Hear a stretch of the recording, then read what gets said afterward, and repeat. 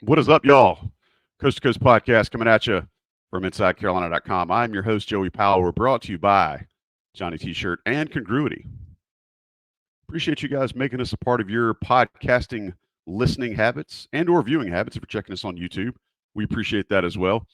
The two guys that are with me are the two that you are most likely tuned in to hear from.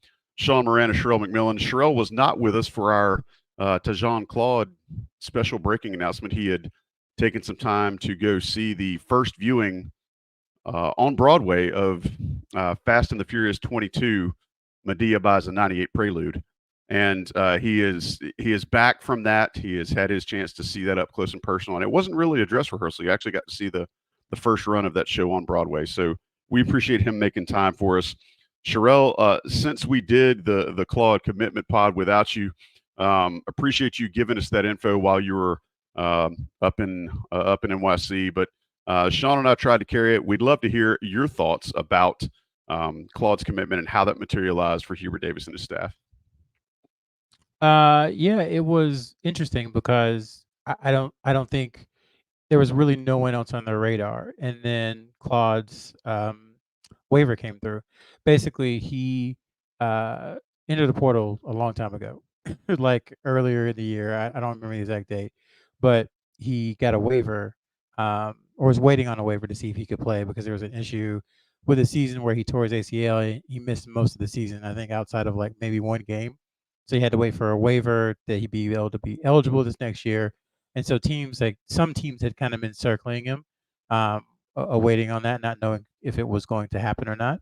And then when it did happen, UNC inquired. He had a decent game against Carolina. We've seen over the first couple of years of Hubert Davis that when you have a good game against him, he tends to notice, and that can impact whether or not you were on the transfer list, transfer portal list for UNC. So they immediately reached out. Conversation started, and everything again had to move pretty quickly because I think we said it on here 967 times that you know the roster isn't set. Even though we said it was set, we should have listened to our own advice and not made a final declaration after Halifanua that it was set. But the final roster wouldn't be set until fall classes start, and fall classes start today, on the 19th. So, and even with that, it could probably go until late registration at the end of the week. So, um, they used every bit of this transfer portal over the last 4.5, 5 months to kind of fill out the roster. And he's not signing to be the guy like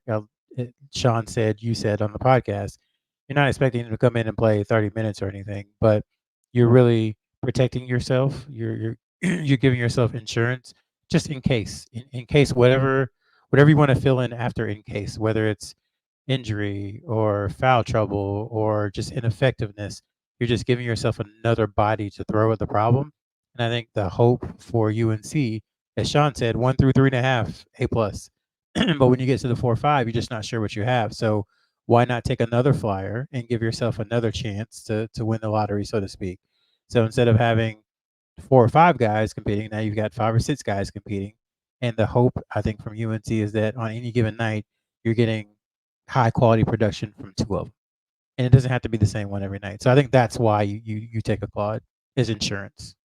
So yeah, Sean did a great job of laying out his skill set and how he fits with this roster on that show. So if any folks didn't hear that, please go back and listen. Sherrell, I want to ask you: is there any downside to taking a guy like this? Because on the surface, you had 2 scholarships to give. You got a guy that's coming in at a position of need, like you said, that can, if worst case scenario, if he only plays 2 minutes a game, he's at least one more experienced, grown ass body to put against your post rotation in practice. Maybe I'm being the eternal optimist here, but I don't see anything negative about this. Is there any downside really to taking a guy like this? I think maybe if you're playing psychologist, it maybe sends a message to one of the returning guys that hey, they're not really buying into us or their confidence level is low. But I think that's something that can be mitigated just with a simple conversation. I think that's probably the only negative. As far as the team is concerned, no, I don't see it. It's not going to impact 2025 recruiting. It's not going to impact portal recruiting. He's here for a year. He understands this is it. And as we've said over and over again, that final year really brings out something in guys. They're more intense. They're more intentional. They're more fiery just because they know this is it. And for someone like him, hopefully he gets healthier and continues to play, and maybe he'll find a career. But this is probably it for someone like him playing basketball at a high level. Organized at a place like UNC. So he's going to want to take advantage of it.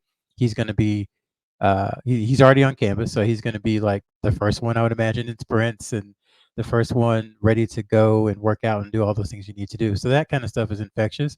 So again, the only downside is if you're kind of playing armchair psychologist and you wonder how it might impact the psyche of some of the returning guys, but I don't think that's a huge issue.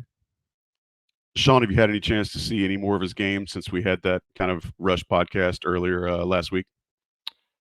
Watched a little bit more in terms of some different games, as well as the early games he started at the very beginning of the year. I think his second game he had 19, and then after that it was coming off the bench. I'd say nothing new to add. I think to your point, or Sherrell's point. I mean, the good thing is that they're going to be able to try different things, or based on different matchups, put in different bigs. I guess the bad thing is it's going to be almost going back to last year a little bit in terms of certain players, where it's like, all right, whoever plays well in the first half, that's going to be who gets the minutes in the second half. And I think that's always a hard uh, thing for players to get going, as well as to get into a rhythm. So I think things will work themselves out in the preseason practices, as well as the games, of giving those guys different opportunities. And at the very least, if the players that are expected to start or play a lot are not performing, it just gives a little more, a few more options, as we were saying. So nothing more to add. I mean, once again, definitely not a guy that's going to stretch the floor, but he plays hard. He crashes the glass, and he likes to do his work offensively around the rim. So Sherrell mentioned a second ago that adding a player like this does not hurt your kind of your pattern and what you're looking as far as a calendar for 25 prospects. And so we've had a lot of traffic recently with guys from the 25 class deciding they want to visit Chapel Hill. I want to run those down with you real quick and let Sherrell speak to them, and then Sean, I'll let you also speak to the game of each one of these kids. In the last couple of days, North Carolina has added official or visits in some capacity to the schedule from Nick Kamenia, from Eric Reeby, and from AJ DeBanza, who's the number one player in that class. Sherrell, I want to, if you wouldn't mind, just say a little bit about each one of these players and kind of, I don't want you to rehash your list within the list, premium content that you posted last week on the message boards, but if you wouldn't mind, share a little bit about where each one of these guys stands with regard to their recruitment, and then also where they might fall for North Carolina. Yeah, it's I'll start by saying, kind of at a higher level, it's very strange because I don't know if I've ever seen this activity level as far as visits in such a condensed time frame since I've been doing this, since me and Ben have been doing this, and it's been more than 2 decades now. I mean, you've got an official visit weekend, the first weekend, where there's 2 guys coming, Derek Dixon and Nick Amenia. Then the next week you have Braylon Mullins, who's coming. Malachi Marino, who has since committed to Kentucky, was scheduled to be there that weekend, so that was going to be another 2. DeBanza is coming on the 20th, the same weekend as Eric Raby. And then you've got on the 27th, Isaiah Dennis coming by himself. And then October 4th, you've got Caden Lewis and Nico Bandalo both coming that day. So usually in the past, even with Heber Davis in these last 3 years, he's kind of been more of a one official visit per weekend type person because you can focus a little bit more. But I think in everyone, including the players, trying to figure it out and trying to see as many schools as possible, it was almost impossible to not double up some with these visits. So that's the first thing to me that jumps out, is that just a lot of activity over a 5-week, month span. So that's number one. For Amenia, he just cut his list down to 5 recently. So that's where everybody's at. They're cutting from the 25 and 30 offers to top 10s and 8s and 5s and 3s and sometimes 11s and 15s. And if Yeah. I can be the old guy on the block right now, get off my lawn with this cutting your list down to 15 and 12 and call me when you get it to below double digits. All right. I've these kids with their cutting the list to 2 dozen schools is not doing it for me. Please, sir, continue. Yeah. So, like Kamenia, he's down to 5. I'm trying to pull it up because I forgot. It's Arizona, Gonzaga, UNC, Duke, and UCLA. That's his top 5. So you kind of like that a little bit better because at least it goes with the old school thought of like you can have 5 official visits, so you cut down to a top 5. You visit your schools. There's some other ones on the list who have 7 or 8, and I think they've already started kind of whittling down within those 8 who they really want to go to. And so there are some players like Braylon Mullins, for example. I think he has 9 official visits set. I think Reeby has like 6 or 7. I think Debansa has 7. I think Lewis has 7 or 6. And we just don't expect all those guys to take all those visits because in the end, even back in the day when you can only take 5, what would happen inevitably was guys would get to the second, third, fourth weekend, be like, I'm tired of this. Like, I like these 2 schools. I'm just going to go ahead and decide. So this list I would consider as kind of uh, a snapshot. Just keep going back to snapshot.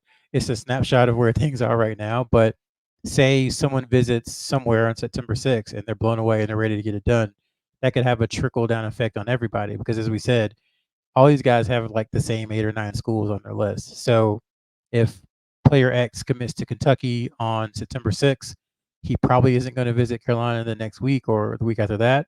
And that probably means that another player who is visiting Carolina probably won't visit Kentucky. So all this is fluid, but it is interesting to watch. As far as their games and all that stuff, I'll let Sean get into that. But yeah, Hamini obviously a power kind of a combo forward from out in California. Debansa, the number 1 player in the country. Some people are using some very big terms around him. I think he's really good. I don't quite think I'm ready to make the leap that others are about his standing in like history and over the last few years. But he don't get me wrong, he's a tremendous player. And then Reeby, we're still learning a little bit more about, but a really good big man who a lot of schools want, and it's going to come down again, I think, to just these visits, and then obviously the NIL space is important too.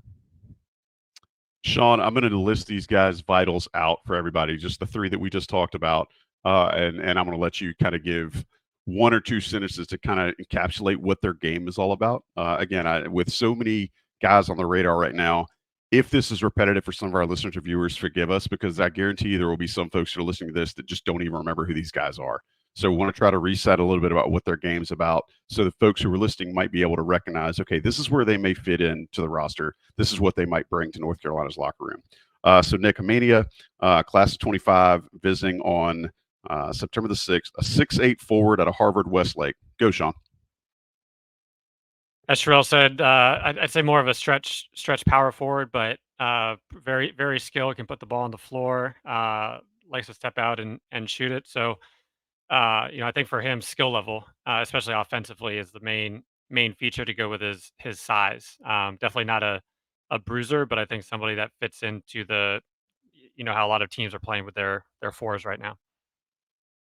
All right, next one's Eric Reeby, also from the same 25 class. 7 foot, like a traditional big, if there ever was one, from the Bullis School just outside of Potomac, Maryland, in the DMV area. So for all the bigs, especially now, stretch big. So he can shoot the ball from outside. Has a really nice touch, especially from 15 feet. Very quick release if he does, when he does catch the ball down low, but not somebody that you would project as a one and done big. So a guy that could easily be at UNC or wherever he ends up for 2 to 4 years. And then Debansa, again, number 1 kid in the class, 6'9". Even at that body, he strikes me as more of a wing than he does a big. But I'll let you talk a little bit about him, kid from Brockton, Massachusetts. Yeah, I mean, for him, number 1 player in the class, projected number 1 draft pick in that class. So he can size, athleticism, strength, all the the markings of what a number one pick would look like. I think outside shooting is his probably main focus point, sub 35% in AAU. But in terms of dynamic and talented scorer that any school would take or want to get. He likes to attack the basket, and once again, with that size, strength, and athleticism, has the physical makeup, to put him in that upper echelon. And he's been doing it from an early age against much older players. So he's been able to perform for a while now.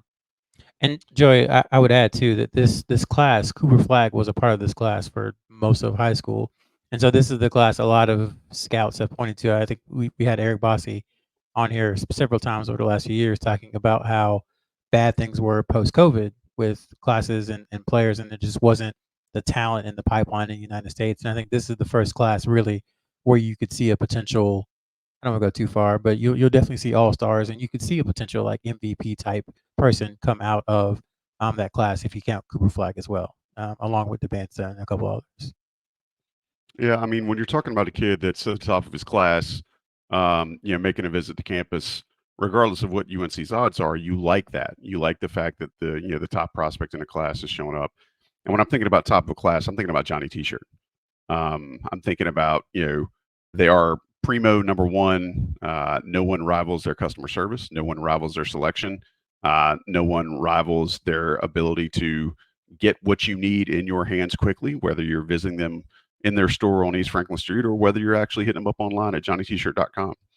Either way, they're going to perform like the number one recruit in the class. They're going to absolutely, knock it out of the park for those of you who are still watching late summer baseball. We want you to patronize Johnny T-shirt. We want you to support them in the way they have supported Inside Carolina for so long. Premium subscribers know you get that extra 10% off the top of their amazing prices. So go ahead and use that. Save yourself some money. You might be able to turn that savings around into a, half of a large beverage at Kenan Stadium this fall. Be sure to use that Johnny T-shirt. Great folks. We like associating with great folks, and we want you guys to associate with great folks. Johnny T-shirt. Support them. We appreciate them. Be right back after the national guys drop some advertisements in here. You're listening to the Coast to Coast podcast here on InsideCarolina.com. All right. Thank you guys for being a part of the show tonight, Sherrell and Sean. And thank you to all of you who are out there listening to us and or watching us on the YouTubes. I appreciate you being here and appreciate you listening to what we got to say. I want to reset all of these visits because as we said before the break, 3 new guys from the 25 class have added to this master, just huge, projection of business is going to be taking place around the Smith Center the beginning of September into October. Cool thing is North Carolina's got quite a few home football games early in the season, so there'll be plenty of things for these players to do when they're on campus. But I'm gonna run through this list just to get everybody up to speed. So the week of September the 6th, North Carolina is at home that week. Derek Dixon will be on unofficial. Nick Hamania will be on unofficial. The next week, September the 13th, again, there is a home football game that week too. Braylon Mullins will be on unofficial. And then the next week, September the 20th, there is another home game. AJ DeBanza will be on unofficial, and Eric Reeby will be on unofficial. On the 27th, Isaiah Dennis will have his official visit. Moving into October the 4th, Acaden Lewis and Nico Bundalo will have their official visits. So that is a lot of high talent, high caliber, players and guys that North Carolina eventually wants to try to help make into their class of 25, stopping through Chapel Hill. And, Sherrell said it before, you always love when these kids get on campus. I'm not really going to say that any of these things could go either way right now because, as Sherrell said earlier, it's just too fluid. But we'll keep you posted as things develop, as they materialize. If some of the dominoes fall and some of these players either commit elsewhere or maybe commit to North Carolina, then that could have a huge ripple effect. As we said earlier, we'll try to keep you guys up to date. But Inside Carolina is going to be your home. Don't go anywhere else. You're wasting your time. Inside Carolina is going to have that for you. Sherrell, Sean will give you all of the deets as they're made available. Looking back, and Sherrell is kind of updating me. I guess that makes you the Stugotz of the show, Sherrell, when you're feeding me stuff as the show's going on. I appreciate it, regardless of how that shakes out. But the last number 1 overall prospect from a class to visit, Cade Cunningham. I think so. I think that's Okay. right. They haven't had anybody. Derek Lively visited, or No, he didn't. He was scheduled to visit, and he actually Yeah, didn't he committed. show up. Yeah, so I think Cade Cunningham was the last time. And I don't know if he was number one when he actually visited, but Yeah. And yeah. before that, Wiggy, and then a guy named Harrison Barnes, who is, still playing. So it's big, regardless of how you want to look at it. You can knock Hubert Davis. You can, you can say what you want about how recruiting is going, but anytime you can get the prospective number one to schedule a visit and then take a tour of your campus, it's big for your program. I mean, I And think real quick. I mean, looking at that list, obviously huge recruitments, especially the Wiggins and Barnes, but no All-Star games for those guys. So there's always how big everything is in the moment. Once you have that time to look back, and at the very least, well, that man's a extremely strong player, but how rare it is for people to get into that upper echelon of what, at least at what is predicted at this time when they're 16 or 17. yeah, good call out, Sean. I appreciate that. And the last thing I want to hit before we hit our 2 cents, Captain Jack, Ian Jackson, just absolutely tearing it up at the Formula Zero camp. That is Dame Lillard's showcase that he runs. Boys, I'll let you each say something about it if you'd like to, if you've seen the video. I have seen it, and as the kids say, Captain Jack was in his bag. I mean, I saw everything from crossovers, step backs, pitch aheads, little Euro steps at full speed, stuff that, we knew he was a bucket getter, but being able to do this against this level of competition again should really, that combined with Drake Powell's performance this past summer, this should really get UNC fans excited for what these freshmen are going to bring to the table. Sean, you got any thoughts about how Mr. Jackson's looked in this recent set of highlights that has bubbled up on social media? I think between this and other summer league highlights, and then looking at the UNC game, I mean, I think the sky is the limit for him offensively. Obviously, if RJ was not here, he most likely would have been the leading scorer as a freshman. So once again, I think it'll provide a nice 1-2 scoring punch. But when we talk about all these official visits and having these guys come in, I think the stage that they're going to be seeing between RJ Davis as a first team All American and then Elliot Cadeau as one of the top rated point guards, and then these two incoming freshmen, 5 stars that can have been really playing at the top of their game. So I think when all these different players are coming in, I think it'll be a great opportunity to watch that mix of fifth year senior as well as 5-star freshmen, and especially the UNC coaching staff, which they haven't really been able to do for a while versus maybe Duke or Kentucky or others, where you're saying, hey, you know, this guy's here now, but you get to play a spot next year.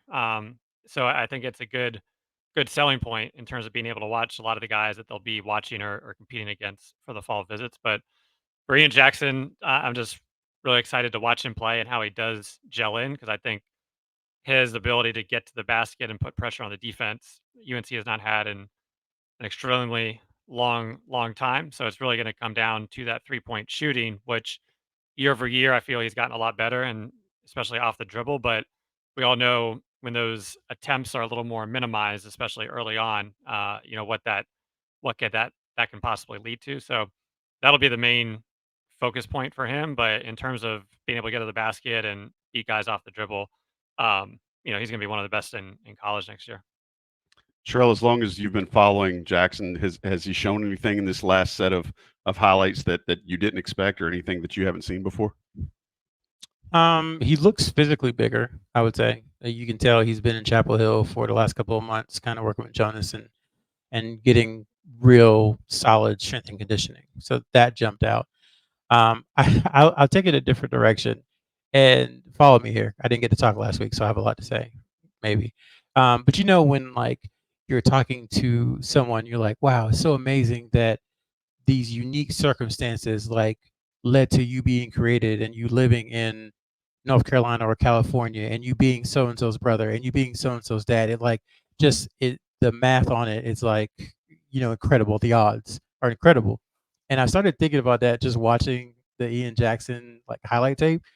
Like here is a kid from New York City, who has professed for years that he wants to be one and done. And his goal is to go straight to the NBA after playing one season in college, who played for an Adidas AAU team for 4 years, who signed with Adidas, as one of their first NIL athletes at Damon Lillard's camp, who is one of Adidas's signature athletes, and he's going to play at Carolina, which is a Jordan Brand school, for Hubert Davis, who hasn't had a one and done guard since Kobe White. So, like, to me, it's like it's a whole bunch of stuff that had to happen, and it really makes you sit back and I guess appreciate Hubert Davis, because that's not a recruitment that Carolina was ever supposed to win or wins often. Not because of any side deals or anything like that, but just lay out the facts. Like, Adidas kid, like New York, just add it all together. And to me, it was just like, wow, I can't believe he actually made it to campus. I still, that's still, I don't want to say surprising to me, but it's still surprising to me. That's the only word I can use to say No, is it's I just mean, surprising. And I think that was watching it was like, man, this is actually happening. He actually showed up on campus. They kept him committed for 18 months in yeah. the midst of a sea change with NIL and pay for play and all that stuff. And he's going to be on their team like in the fall. That's, to me, that says a lot about the coaching staff and how they were able to keep him committed in spite of everything. 10 years ago, all of those circumstances would literally like amount to the chance of a fart in the wind for him to end up at UNC. Like, And I think you listing all honestly, of that is insane. yeah, like Roy, we can talk openly. Like, he didn't spend entire weekends at Adidas, and No. Hubert Davis has done that. Yep. And I think that, again, that tells you that the world has shifted and changed, not from just a Carolina standpoint, but just from a shoe circuit standpoint. There's a lot more fluidity in it now than there used to be. As in, guys are playing at Adidas high schools and Adidas colleges, but playing for Jumpman schools or playing for Nike schools and Nike AU teams, but then signing with Adidas. It's all kind of flipped upside down, and I think for Carolina that's a really good thing, because now they don't just go to EYBL and watch Right. the top 30 guys and pick from those 30, along with Kentucky, along with Duke. They've kind of expanded a little bit, and they're able to see more guys. So, again, it has nothing to do with his game or nothing to do with how he performed at the camp, which I think they said he got most improved player throughout the camp. But it just struck me that, like, that's crazy that he actually ended up at UNC. It should, again, to reiterate Sean's awesome point, and some folks gave you props for this too on the boards on social media, Sean. UNC from 1 to 3.5, A plus, and these guys certainly fall into that category. And there's going to be plenty of opportunities for them to help North Carolina win games in this coming season. But yeah, I would also just point everybody out, if you have not seen those highlights from the Formula Zero camp, please go see them. They will absolutely get you excited. And God knows if you haven't seen uh, Ian Jackson play yet, then this is one hell of a way to start. I'll say that. Guys, let's get our 2 cents in and we'll get out of here for the week. As you all know who listen to the show, if this is your first time, our 2 cents is brought to you by Congruity. And why do we call this segment our 2 cents? Well, it's kind of our last 2 thoughts before we get out of here. But it's brought to you by money that you can save for your small or medium-sized business by checking out congruity.com. I'm sorry, congruityhr.com. Congruityhr.com/Tar Heels will give you a place to take a free business assessment for your small or medium-sized company. What you'll do there is you'll find out ways that Congruity might be able to, with their national branding and local level of service, save you a little bit of money by outsourcing your payroll, your benefits, a lot of the HR back of the house stuff that really can bog down a small or medium-sized company. They'll take care of it for you, and they'll do a really good job with it, and they'll save you some money. So we again would like to refer you, congruityhr.com/Tar Heels. Go get that assessment. They're really, really good people. Like I said about Johnny T, we don't do business with folks that aren't good folks at heart, that don't really believe in what we're trying to do inside Carolina. And that's a reciprocating relationship there. We believe in what they're trying to do. Check them out. We appreciate their support. All right, guys, give me your 2 cents before we get out of here. Sean, fire away, sir. 2 cents. First one in terms of the visits. I think a great slate that they do have lined up. I think it'll be interesting.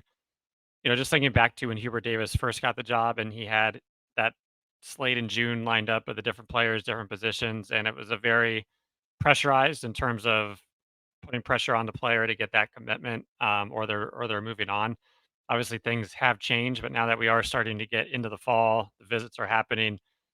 How much time are they going to have to wait afterwards? In terms of, especially starting to slot in. There's a few guys that I think you would want almost as must-haves that you can still grab some of the other, other players without scaring them off. So, in terms of is it 1 week, a month? Come end of the calendar year. So, what is that timeline for them to start getting some of these dominoes to fall? It is probably the main thing I'll be watching. And then in terms of the second one, once again, just now that you know the kids are back on campus, the preseason scrimmages are about to start up at the Dean Dome, and I think just trying to go through those minutes and who's going to be playing and what are some of those lineups, especially given that vast disparity in terms of the talent from the freshmen, from the returners on the guard and the wing, and then all the question marks. So just trying to think through how things are gonna materialize into the season is fun, and we know once once we start seeing those games, we'll be all completely wrong, but it's fun to still predict right now. All right, Sherrell, volley over to you. To Sean's last point, I think we're about 5.5, 6 weeks away from practice starting. So the portal season that never ended kept us going pretty much through the entire summer, all the way down to the week before class started. So I would say two things. Number one is that I keep hearing about why the momentum from there's such a great class that they signed in 2024, why that hasn't carried over into 2025. I think the answer to that is because they haven't played a game yet. And even though freshmen don't play games until November of their first year, it feels like they've been committed forever, and the expectation, I think, is that that momentum would build because of those commitments. But those guys committed so early. They committed in December and January of their junior year. So Hubert Davis' last high school commitment, Jimmy Leak, friend of ours, pointed this out. Their last high school commitment was Ian Jackson, and I think it was January 16th of 2023. So by the time they play a game, it'll be almost not quite 2 years since Jackson committed, and he was the last of that group to commit. So that's why there hasn't been much momentum, because the other kids haven't seen him play. So I think once they get on campus, him, Drake, James Brown, and even Elliot Cadeau, who was once a part of that class, once they're able to play more and kind of show their stuff, that's when the momentum from that class will start. So it's gonna really kind of miss 25. I think you'll see more of an effect with 2026 and moving forward. So that's number one. And then the other thing, as far as the visits are concerned, to Sean's point again, I'm very curious to see how they'll handle potential commitments, because Derek Dixon is visiting September 6th, but he's the only person I think who's already said when he's going to announce, which is September 27th. And we know they want to take a couple of guards, so say they got lucky enough and the visit went well and Dixon committed on September 27th. Well, then you have Isaiah Dennis visiting that same day and Caden Lewis visiting the next weekend. And that's all before knowing even what's going to happen with Jasper Johnson, who we expect to commit here somewhere in the next couple of weeks. So there's a lot of moving parts, and they're going to have to be real, I guess, mindful of like what they accept and who they kind of push aside for a little bit and who they push for. So it'll be, again, fun to watch how all that plays out and how they maneuver through all these guys in September and early October. Sherrell McMillan, are you saying there might be a such thing as an uncommittable offer right now in basketball? No, I'm not saying that. I'm just saying I think it's not uncommittable. It's just that before they take the commitment, they're going to have to really make sure that that's what they want, whoever it is. Okay. They're going to have to really be sure, because more than likely it could hurt them with someone else who's visiting later, or someone who could have already committed, or it can be a big mess if you don't have a plan. And I think All right right. now the plan is to take a couple of guards, and I'm not sure who those are or what the hierarchy is. I'm sure there is one, but I don't know it. All right. Well, Well, sorry to I put you on mean, the spot there. this Sean, are you saying there's such thing as an uncommittable offer? well, I mean, with Dixon being first up and him playing more of a combo guard, I think it's easy. And there's a lot of other schools that have been recruiting him for a while, and obviously he has his list, so it's no slam dunk. But you could the way people view it, if he were to be one of the first dominoes to fall, is, hey, this guy can play either guard spot, so I'm good. He can play the one, I can play the two, or vice versa. Or he does make that commitment, and then all of a sudden that removes the other point guards or combo guards from that. So I think, to Sherrell's point, it'll be interesting in terms of, there's some position overlap for some of the guys, but then I think in a lot of cases, a lot of complements could be made and matched between the players. But obviously will be interesting in September and October. Whew. You start talking about layers and stuff, man. That's where it gets. This is a level of fascination that did not exist 10, 15 years ago. And it's not out of the realm of possibility that they destroy the official visits. They do a great job. They get a couple of guys to commit, but it's also not out of the realm of possibility that Dixon picks Arizona and Herminia goes to UCLA and Yeah. Mullins goes in the Midwest, and we're sitting Do here not October drive this 11th. train up a cliff before we wrap the show, please. No, I think it's there's just again, I think we said it with maybe the NIT team, is the variance is just Yeah. about what North Carolina and Hubert Davis and how they could be viewed on October 15th. The variance between how they could is just crazy, because they could have 2 or 3 of these guys who are all top 40, 50 guys, committed, and they're looking good and they've got, the future set. Or they could have maybe one guy and it's like, what are they doing wrong? What's going on with their NI? All that stuff could come up. And I don't think either outcome is more likely than the other. I think we'll just have to wait and see. A delta as big as the Mississippi. Boys, I appreciate it. Appreciate what y'all bring to the show. Appreciate the levity, and even when you're tempering excitement or trying to ease some reality into folks, I appreciate how y'all dose that. It's not an easy thing to do, especially when you have so many loyal listeners as we have for this year's show. So shout out to Sean Moran, shout out to Sherrell McMillan, to Johnny T-Shirt and Congruity for sponsoring us, and to John Sigley for producing. I appreciate you guys being here. We will be back on a regularly scheduled rotation here, not next week, but the week after. And then once basketball season starts in earnest, we'll be back weekly. But there's a lot of stuff coming from IC. I mean, football games in less than 11 days. We'll have a real official game. So look for all of the IC football content to start coming your way really, really heavily. We're actually going to put out an IC preseason show for the IC radio show, IC Live. We're going to put out a preseason show here relatively soon, so folks might get to hear that. For all 3 of you that are in my family and listen because of me, you'll get to hear that coming up soon. But Sherrell, what you got?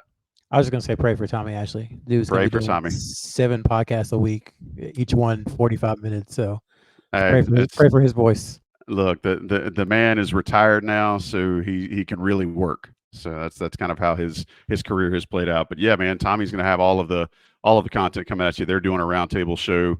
I think as you hear this show, they'll be recording the roundtable on Monday night. So make sure you guys hear that. That's the really big show that they do to kick off every season. So if you need it, 9:00 Monday night. Sherrell's giving me 9 because he thinks they're going to win 9 games. But if you guys want to hear football content, IC is where you have it. And then stick with us for the basketball stuff until the season gets started in earnest, and we'll be back weekly. If news breaks, we'll have it for you here. Otherwise, back to your regularly scheduled lives. We appreciate you being a part of this year's show and making us a part of your lives. We'll talk to you very, very soon here on the Coast to Coast podcast on InsideCarolina.com.